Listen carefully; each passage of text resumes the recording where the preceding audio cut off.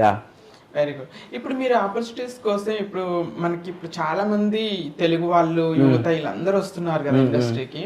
ఇప్పుడు different types లో casting జరుగుతుంది. కొంతమంది casting directors, casting agencies, auditions, directors, producers through, ఒక్కొక్కరు త్రూ.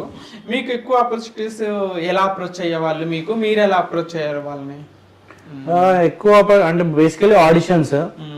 అండ్ నాకు రీసెంట్ టైమ్స్ లో అర్థమైంది ఏంటంటే I should create my portfolio. ఇప్పుడు నేను ఎలాంటి క్యారెక్టర్స్ చేస్తాను అని చెప్పి డైరెక్టర్స్ కి తెలియాలి. సో దానికి నాకు మంచిగా దొరికిన ప్లాట్ఫామ్ యూట్యూబ్. సో ఎందుకంటే చాలా మంది అన్నారు, అరే నువ్వు సినిమాలు చేస్తున్నావు, ఎందుకు నువ్వు మళ్ళీ యూట్యూబ్ కి వెళ్తున్నావు అని అన్నారు.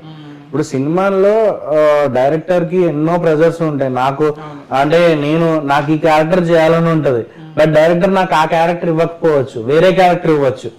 సో బట్ నాకు ఇక్కడ యూట్యూబ్ లో నా కోసం అంటే ఒక టీం ఉంది. సో వాళ్ళు నాకు క్యారెక్టర్స్ రాస్తున్నారు.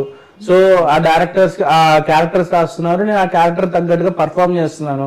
సో ఎవరైనా నేను ఒకవేళ ఏదైనా ఆడిషన్కి వెళ్ళినప్పుడు నువ్వు ఏదైనా చేసావా ఇలాంటి క్యారెక్టర్ అంటే నాకు చూపించుకోవడానికి ఒక పోర్ట్ఫోలియో అనేది ఉంది.